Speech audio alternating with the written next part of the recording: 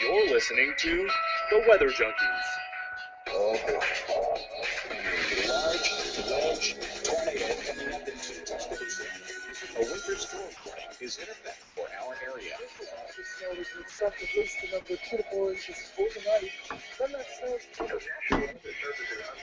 has issued a tornado warning for northwestern Minnesota.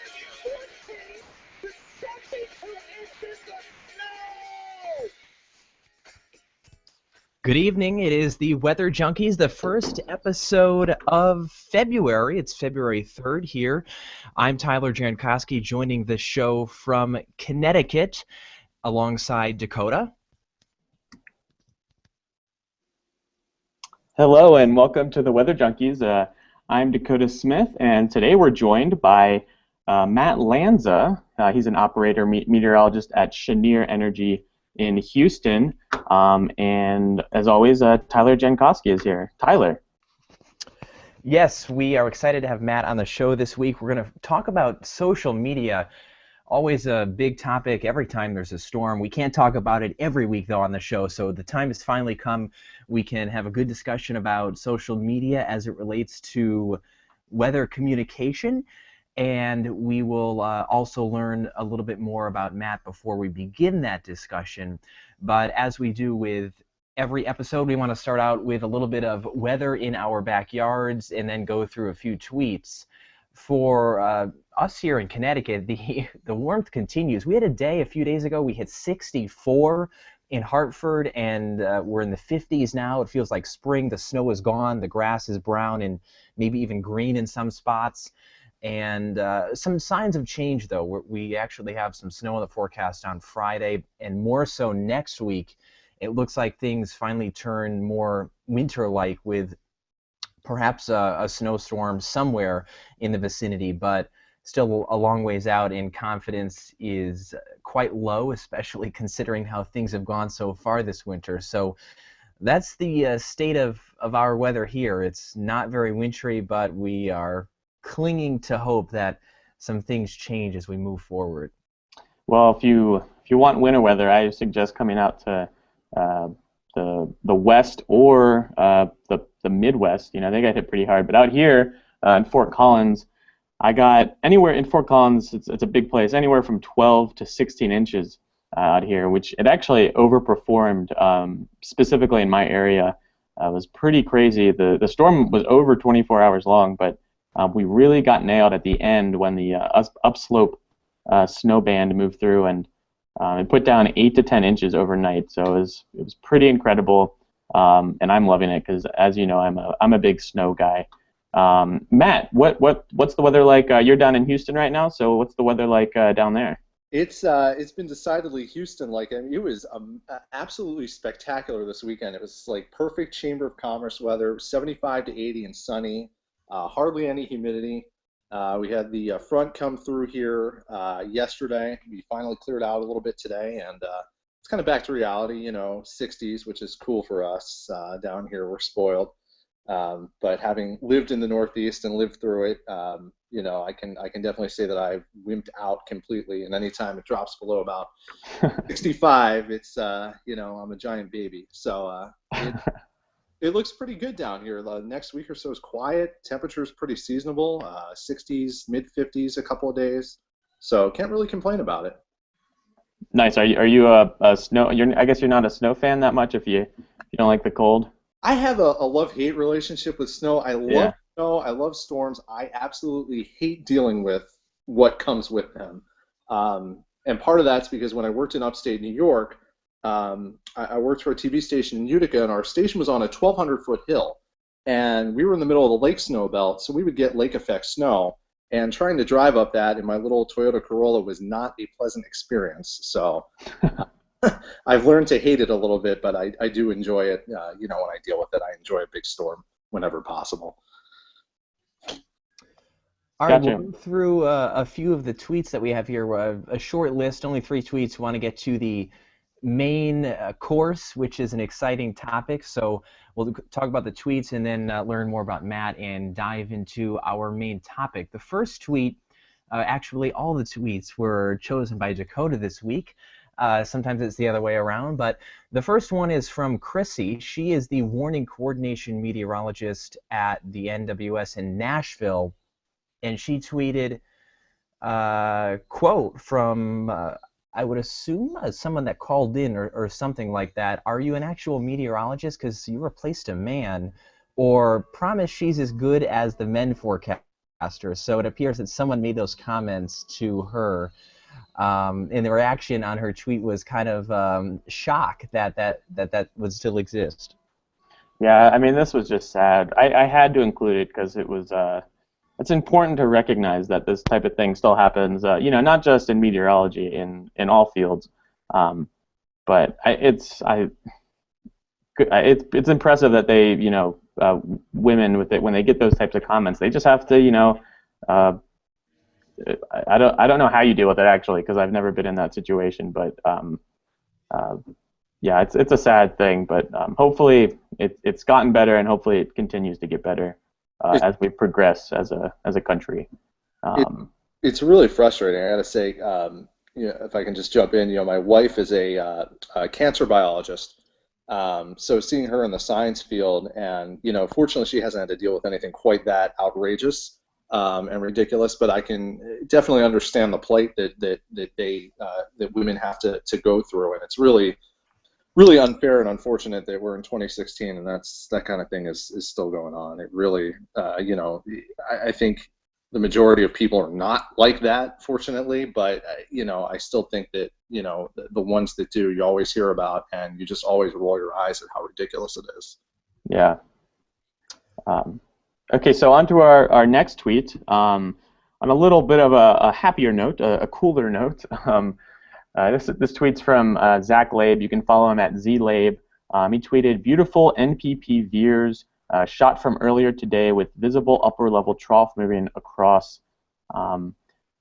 Pretty amazing image here off the coast of California, and I believe this was right as the storm system that moved through the Midwest came on shore. So you have this a northerly wind producing some, or offshore. You have some offshore wind there, producing some pretty cool cloud streets.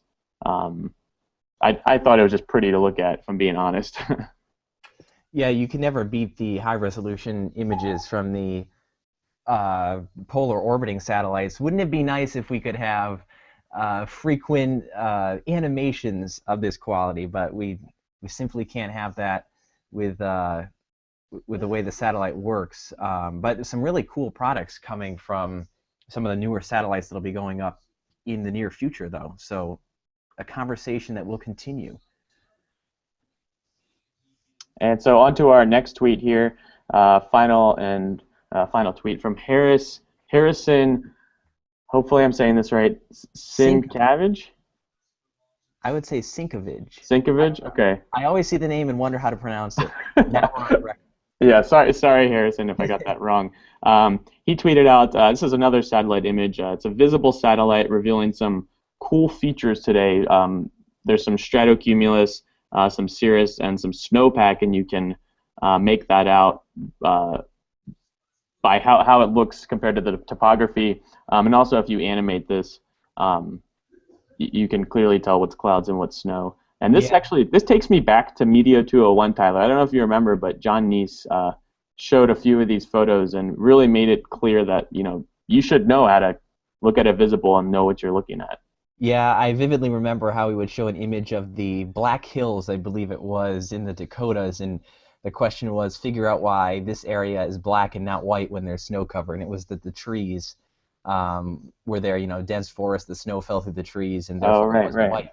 But anyways, this satellite image that we're looking at was taken on the last day of January, so a few days ago, and the snowpack area was across a good portion of the region, but it's really shrunken in the last couple days, and probably a satellite picture like this in a day or two is going to show hardly anything, I would think, of snow, I should say. I love looking at satellite images from that part of the country. Maybe I'm just biased because that's where I grew up and that's where I worked and spent most of the first part of my life. But you can just see so much in Pennsylvania, New York, and New England between all the valleys, with all the fog and things like that. When you look at satellites, just throughout the course of the year, when you have different situations, and it's really awesome how much you can learn about how the geography sets up there just by looking at a satellite image. Yeah, I on that note, I learned a lot. I just moved out to Colorado like a year and a half ago, and the weather is so dominated by the Rockies, and it was really telling looking at a visible satellite image of downslope and upslope and all that jazz. So we have a short Twitter section this week because we want to get to our main topic of the night, and that is weather information on social media. And so Matt, I think we wanted to start this by getting a brief overview of what you do at Cheniere Energy. Yeah, it's interesting. When I got out of school 12 years ago, I didn't know exactly which direction I wanted to go to, and I just kind of ended up falling into TV. So I worked in upstate New York, in Syracuse and Utica, for about 4.5 years, and then transitioned into the energy industry after I had a friend that was doing it. And worked out in California for a couple of years, and then eventually moved here to Houston. So the real simple explanation is that the price of a lot of times power and natural gas as commodities is very, very heavily, almost sometimes completely driven by the weather and knowing when it's going to be hot or cold. And the simple explanation is that in the winter, when it gets cold, people use heat, which requires energy, so natural gas and power. And in the summertime, obviously, when it gets hot, you have air conditioning use, and that's sort of the other thing that's important. So obviously, if you're an energy company, you want to have good weather intel. The majority of weather companies don't have a meteorologist. They hire out to different services, but there are some that do. And they become fiercely loyal to having a meteorologist, and I'm fortunate to have ended up in a place like that where kind of forecasting out, as far as you can is sort of put at a premium. Most people are interested in what's going to happen tomorrow or the next day, but when you're working in an energy trading environment, there's a lot of information that rides on what's going to happen next week, next month, and even beyond. And of course, I think we all can agree that a lot of that can be challenging and almost an art at times, but there is skill that can be found within those periods, and you can add value to what they're doing and help them basically hedge their positions and set up for what may be coming in the future. So it's all about weather really going out, and it's important for them to have good weather intel, and I guess that's why I'm there. So what was the initial kind of spark that led you into that field? So I think ultimately it was an internship that I probably had in college where we worked. I went to Rutgers, and we worked with a New Jersey utility to basically help them with storm forecasting. Like, hey, there's going to be thunderstorms coming through between 3 and 5 p.m. today. You may want to have line crews ready because some of them could have damaging winds. And it was sort of like a pilot project. And as I've gone on in the field, I kind of learned that at the time the energy industry was sort of in its infancy, maybe a little bit beyond that, of having weather intel be really taken seriously. So I guess they wanted to kind of get in on that, and having Rutgers right in their backyard was kind of the way to do it. But then after I went into TV, like, hey, I like TV, that was fun. But TV is tough sometimes. It's not easy to get ahead, and probably because I was a little impatient, I said, you know what, I don't know that this is really what I want to do. And I saw what one of my friends was doing at another energy shop, and I was like, this is pretty awesome, because you can really see tangible results sometimes. When you're doing it in media and in general, it's fun and you see results, yes, but a lot of times when you're doing it in energy, you see results measured in dollars and cents. And that can be a pretty compelling reason to kind of jump into that and say, like, hey, I know my forecast really failed because look at what happened, or I know my forecast was awesome because we did pretty good, or whatever. So it was that was kind of, I think, the real kick that got me going, but the spark was probably placed when I was in college. A very interesting story there, and I certainly respect what you do. I find it fascinating personally. I currently work in TV, but when you said about actually seeing dollar signs as results and seeing an impact, that is very interesting, especially at the longer time ranges when you're not providing a sunny and 32-degree forecast, but there's still a way to add value, and I personally find that very interesting. I do notice that you are very involved in Northeast snowstorm discussions on Twitter. Probably one of the ways that Dakota ran across your account, but I see your tweets all the time, and they are embedded within well-informed conversations, and I happened to click on your pinned tweet about the rapid reaction to Jonas, hashtag Jonas and hashtag Zilla, and I thought you had a lot of great points in there, and I would encourage anyone that's listening or listens in the future to check out this post. One of the things that stood out to me was when you said, let's see, as a forecaster, it's your job to objectively analyze the models, all of them, use every tool in your toolbox, and make a call. The word toolbox, one of the meteorologists that I work for uses that phrase all the time. You have a toolbox, you have a hammer, you have a screwdriver, and you're not always going to use just the hammer. You have to know what to use, when to use it, and I just thought that the whole post overall, but that comment about the models was something that needs to be said more often. Maybe you could speak a little bit to that. Yeah, it's interesting. I guess the snowstorm bug just hasn't left, and maybe that's my way of kind of dealing with not being in snow is, hey, I'll talk about the snow, when I'm far away, but it actually comes more from I follow a lot of Northeast snowstorms because most of my friends and family are in the Northeast, and they it's become almost dependence on me for information. So it's like, all right, well, if I'm doing it for them, I might as well broadcast it out. And it's interesting, and it brings up the broader topic of looking at model snow maps, and there's your forecast, and that's it. And we see a lot of that today, which is frustrating from a meteorological point of view, just because that there's so much more that goes into it. And I think my sort of inspiration for that comment is that you've got all these models, it's a ton of information, and nobody has time to look at all the information that we have. There's just so much of it now. But you have to know when certain things have certain strengths. And I guess one of the weird examples that I had was during February 2007, Valentine's Day 2007, there was a large storm in the Northeast.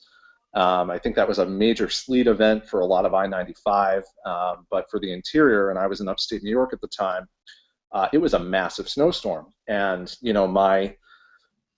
my understanding of the models at the time, led me to make my snow forecast and draw my own maps or whatever. And I think I had said like 18 to 24 inches in parts of my viewing area.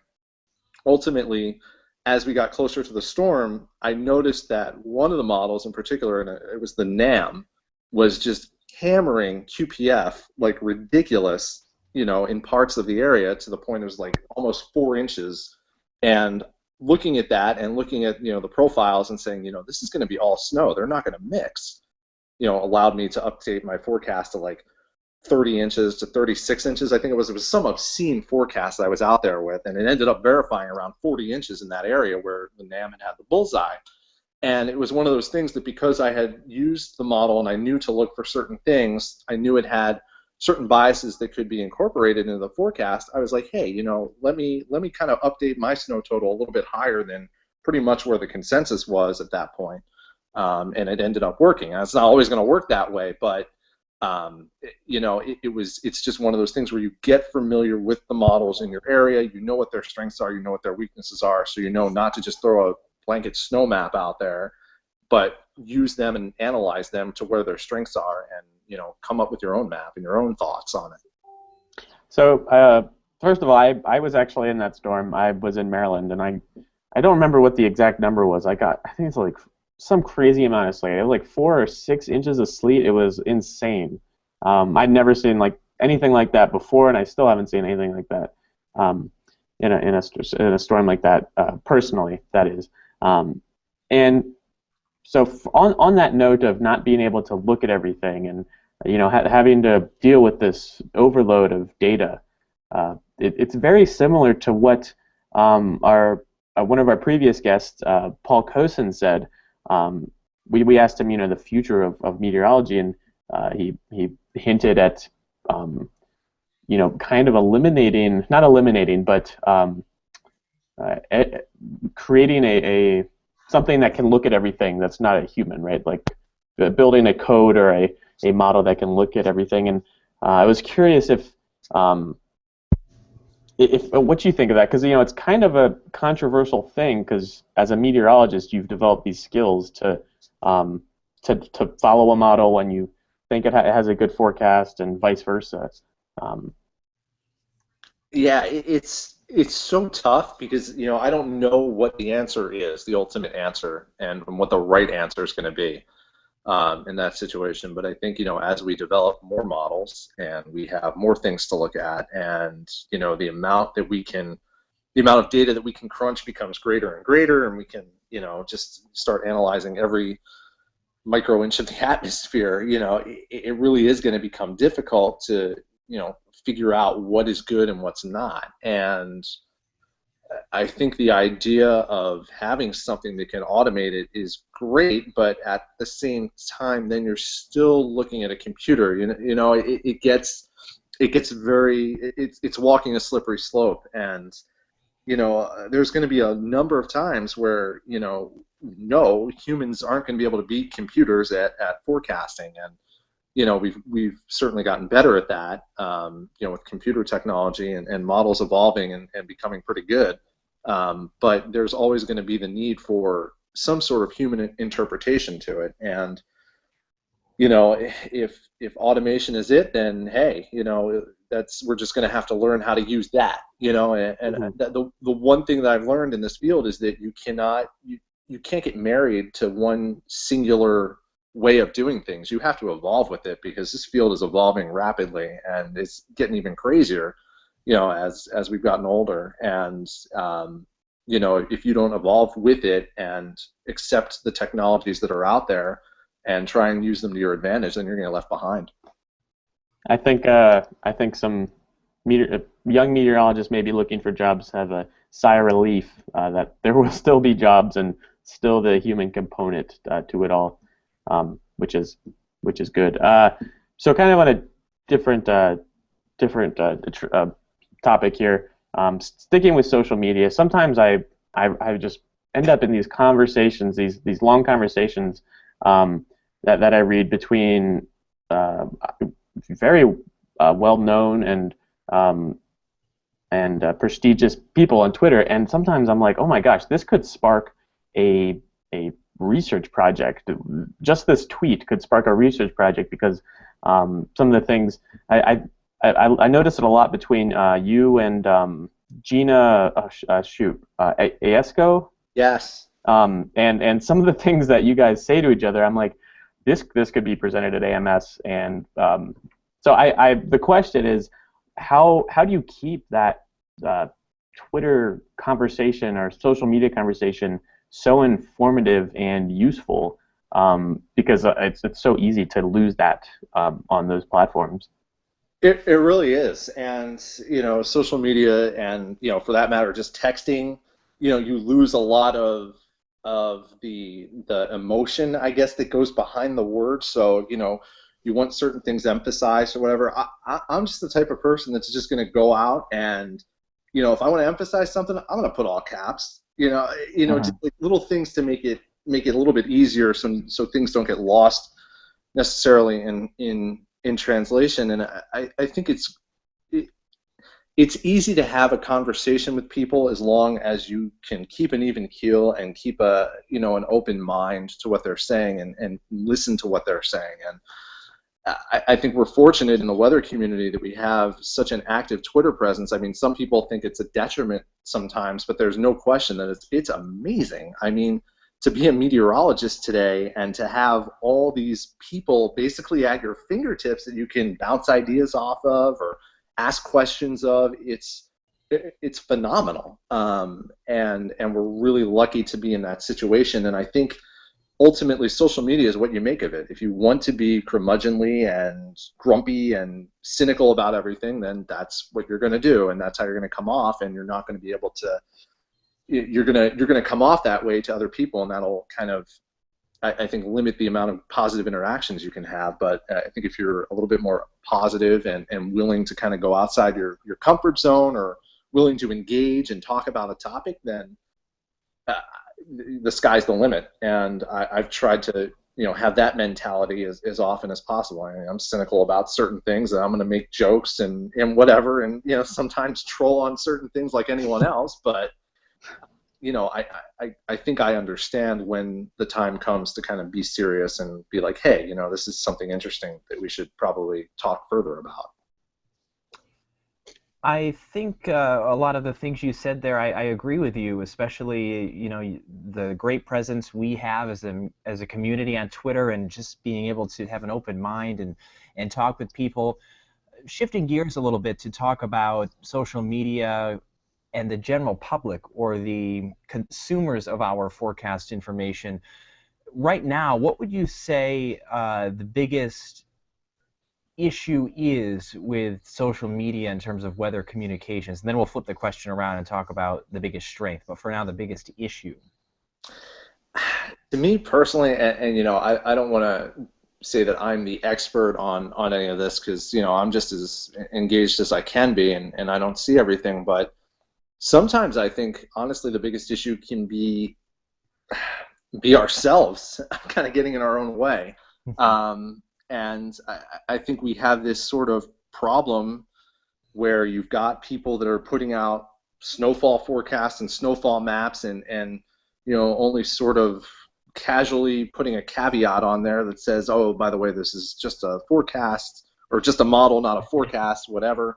And we sort of take offense to that, but people love weather information. I mean, during this snowstorm that we had last week, Snowzilla, or whatever you want to hashtag it, the amount of people that just wanted information, they didn't necessarily care who it was. I mean, everybody's got their trusted source, and they're going to go to them. But they just wanted information. They wanted to know what people thought, and people are just generally curious about the weather. So whether you're a meteorologist with 30 years of experience, or you're somebody in high school who just looks at weather maps in their free time and does it as a hobby, people are still going to, when you have social media, go to you for that information. So I think one of the problems is that we don't always accept that as a meteorology community, that is one of the things, and we don't work within those confines. And it's tough to kind of put into words. I hope I'm doing an okay job of that, but I think it's something that we need to do better on, kind of getting out of our own way and accepting that there is a broad community of people that is interested in weather and is going to talk about it, and there's going to be people in the general public that are going to listen to whoever is talking. Yeah, so this opens up the can of worms of having a degreed Met or a professional meteorologist sharing info compared to there's a lot of terms, weather enthusiast sharing information, and I grew up as a weather enthusiast, and I made forecasts. I always thought they were responsible forecasts, but in hindsight, I didn't have the skills that I should have to do that, because when you do it as a kid, you're just thinking like, oh yeah, this is my hobby, I really like it, so I'm gonna forecast and talk about it on Facebook and Twitter. But I didn't see the side of, oh crap, this is like really this could actually impact people if it turns viral or something, or and there's no reliability, because it's someone who's not affiliated with a company or the government. So I don't know how we kind of address that as a community. I know a few, the AMS is doing the I forget what it's called. It's like the online seal, the social media seal, I think. What do you think are some things that we can do as a community to try to combat that? It's so tough, and seals are great, but I don't know that to the person who's just trolling Twitter and Facebook for weather information, they're really going to matter much. Yeah. They're going to go where they're going to go, and if they haven't looked at credentials yet, I don't know why they're going to start. And it's real interesting because my opinion on this whole thing has kind of gone all over the place and evolved. And if you saw me on camera right now, I'm kind of looking all over the room as I'm just sort of talking about this. At first I was like, well, this is really a problem, and a lot of these people that don't have credentials, whatever, they really need to be, quieted. But then as I've evolved in it and I've seen it more, I kind of realized that, we live in a society now where a lot of times authority and authority figures and things like that are questioned. And, that has just been something that has evolved over time. And I don't think it's sustainable to operate in an environment where you're demanding that the authority figures are the ones that get to have the say for everything. And, it's now everybody can come play in the sandbox, and, that is good and bad. And there are some, I think, on the enthusiast side that aren't meteorologists or budding meteorologists or whatever, that are excellent people, and they're learning a lot by doing this, and they share good information and responsible information. There's certainly a subset of people that are a little aggressive and combative and don't like to take to questions very well. And my personal opinion is you try and work with those folks and try and, if you see something from them that you disagree with, well, try and explain meteorologically why you do and engage them. And there's going to be a group of them that are just not going to be able to listen, and you won't get through to them. But the way I see it is that if there's an enthusiast or somebody that wants to become a meteorologist that's out there putting their information, and I may disagree with it, and I say, hey, have you looked at this or whatever, and they take something from that, then that's awesome, because that's something that I didn't have when I was growing up and going through it. I guess weather forums had just started to evolve at that point in time. So people in high school and early college today are fortunate to have basically everybody that's a meteorologist at their fingertips to ask questions of and talk to.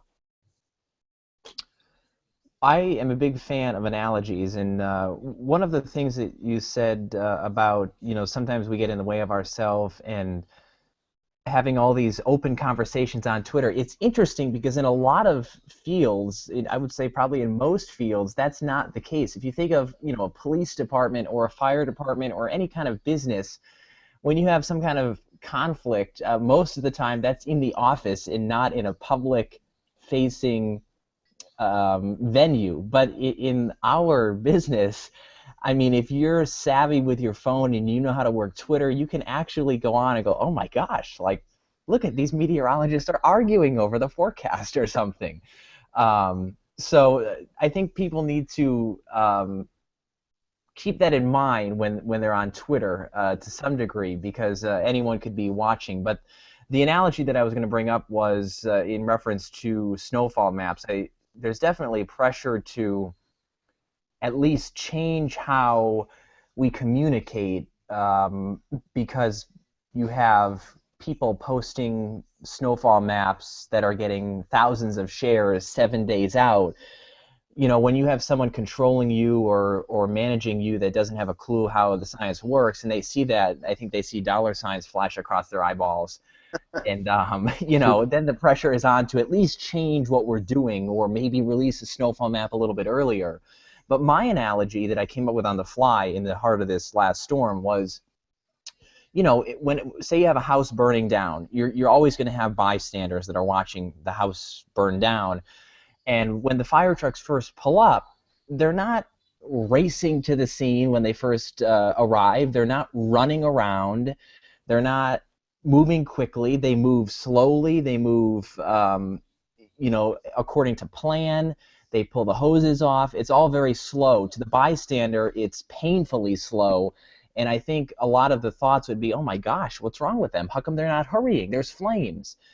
But that's just not how you do it. And so as the professional firefighter, you do what you're trained, and you do what is safe and what is right. And so as it relates to meteorology, we see all these snowfall maps flashing across 6 and 7 days out. We know what's right. We know the way to communicate. How much do we give in and how much do we change because of all this pressure to be first with snowfall maps or some kind of death and destruction type forecast? So it's definitely a pressure that we're dealing with, but I don't think we can just totally give in and just join in with everyone. I still think we have to find a way to provide value and stand out somehow against the person that's posting a snowfall map 6 days out. Yeah, there's no question about it. I mean, from my end, it's kind of interesting because there's a lot of parallels to doing forecasting for a business or in energy, I guess, and what you do on TV. Like I tell people, that I used to work in TV, but there's really not a lot of difference between what I'm doing here and what I was doing there. It's just a different target audience. And kind of the way that I've sort of adapted to that is, I monitor and I look and I just try and be proactive. I think that's going to be one of the things that people are going to need to evolve to, is being proactive in these situations and trying to get in front of it. And it used to be like, okay, well, somebody's going to post a snow map and it'll get a few thousand shares and we won't even really acknowledge it unless we're asked about it. But now it's like, okay, somebody posts a snow map, maybe we need to get out in front of that and say, hey, you might hear about a storm in 7 to 10 days. Yeah, there's potential it could happen, but there's a lot of moving parts, whatever the situation is. A good example is next week for you guys in New England, with that possible storm. It's like, yeah, there's signs it could happen, but at the same time, there's pretty much equal chance that it may not. And, you do that anyway, but now it's going to need to be a situation where you need to be very proactive about it. And, from my point of view, being down here in Houston, it's all hurricanes.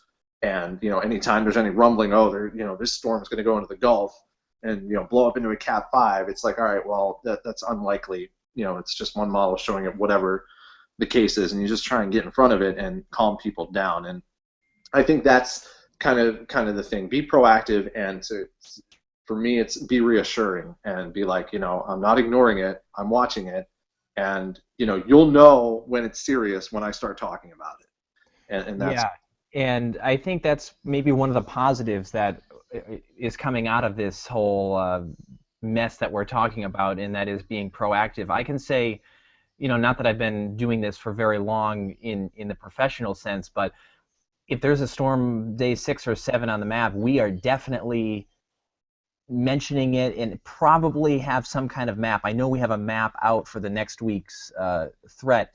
Whereas maybe 5 years ago, that would just be a casual mention at the end of the 7-day forecast. So it's definitely changed, and maybe for the better. Maybe we're able to say, hey, watch this day, there might be a storm, and maybe that'll turn out to be beneficial. So that would be my thought on that.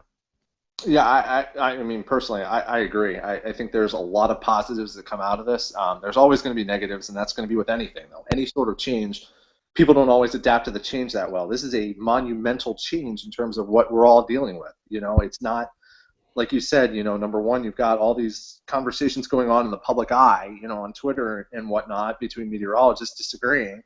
But at the same time, you just have a monumental amount of information that's now out there from anybody. And, I don't know how many fields have dealt with that. It used to be the National Weather Service and TV, and that was it. And now you've got a million people out there talking about things. And, the best thing to do is to adapt to it. And I think ultimately when we look at it, 5, 10 years from now, we're going to see that a lot of positives, I think, have come from this ultimately. And it's going to be better for our industry as a whole, and hopefully for our perception in the public eye also, which is always an issue. So Tyler kind of mentioned this. It has to do, it's intertwined with our discussion right now, but it's the criticism of meteorologists, whether it's broadcast, whether it's operational, on social media where everyone can see it. I have not struck a balance yet between the right way to criticize someone and the how much you do it and when it's acceptable. Because I think criticism is important in our field because it strives us to be better. And if Becky Elliott at AccuWeather had a great op-ed in the Capital Weather Gang about don't hate on your weatherman or weatherwoman. And I thought it was an awesome piece. But also I thought we kind of need the public to react because that's kind of the pressure for us to be better. And so I don't know what your thoughts on kind of striking a balance between criticizing, when to criticize and when it's not right, and when it's important and when it's not important. It's real interesting, and I'll second Becky Elliott's post in the Washington Post, the Capital Weather Gang. It was really good read, and anybody listening should go ahead and search for that and read it. It's really tough, and I've thought about this, and I've talked with other people about it, and I'm like, man, I don't know that I want to go out and criticize or give criticism constructively or otherwise to somebody that I may end up working with one day, because meteorology is such a tight-knit field. There's not a lot of us out there ultimately, and it's kind of like we all have to be nice to each other, or else we're gonna have problems because we don't play in a very large sandbox. So it's so tough to want to go ahead and do that. I think ultimately, if you're really compelled that you think somebody has erred or you think somebody is doing something that they shouldn't, personally, and I think this goes for almost any area in life, not just in weather, you take it to them privately and you take it to them offline. I think a lot of times the criticism's aired out in public on Twitter, wherever, and that's just not really cool in my opinion. I'm not really a fan of publicly lambasting somebody for doing something. Right. But I think having a private conversation, if you're really compelled to, is not necessarily the worst thing in the world, as long as you can bring it up in a very diplomatic kind of way. I think that's really the best way to approach it myself. Tyler, I'm curious, how do you handle public criticism on? Do you address it, or do you just kind of see it, keep it in the back of your mind, and then I don't. It totally depends on who it is. I will say I try not to be controversial on Twitter, but if it's someone that is a casual weather weenie or not that I'm bashing them, because certainly we were all that one day ago, but if it was a situation like that, I'd probably respond in a public tweet, not bashing anyone though. I try to be very positive. If it was if I made a major mistake and someone that I respected had an issue with it, then I would hope that it would be in a private message. But for generic disagreements, I have no problem tweeting or posting in some kind of public way. I would have to second that in a sense, just because I talk about being diplomatic and being nice, but I've gotten into it before with people on Twitter that aren't necessarily professionals. They're either students or whatever. I try not to. There's very few people that I've ever gotten into a roilement with, but sometimes too, the conversation just kind of goes there. There's not much that you can really do about it other than just kind of end it, almost, coldly, just quick cold turkey, which is really not a bad idea for some conversations that I've seen. But I agree that sometimes, you just get kind of roped into it in the public forum, and you just kind of have to roll with it. So we could talk about this forever. This is one of the more riveting conversations I've had about weather, even though we're not actually talking about the atmosphere. It's kind of mind-blowing.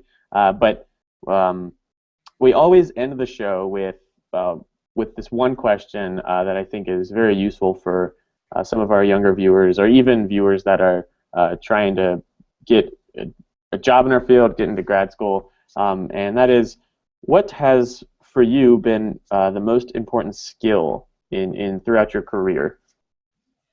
Uh, for me, probably communication. I think that's what's allowed me to sustain myself to this point and get me to where I am.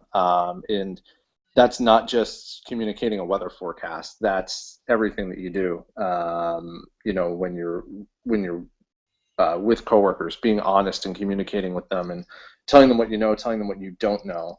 Um, and I would have to add to that, in addition to communication, is perseverance and not quitting on anything. I mean, for me personally, it took me about a year and a half to land a job in energy, when I was in TV. And granted, this was during the Great Recession, so not too many people were hiring as it was. But it was still very challenging to get there. But I didn't quit. I kept at it. I kept looking at my resume and saying, okay, can I improve something? Can I change something?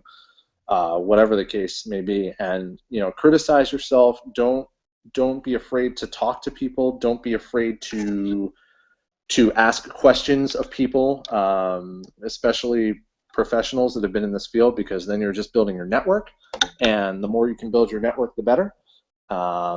And communicate with everybody, your bosses, people that you serve with your forecasts, everyone.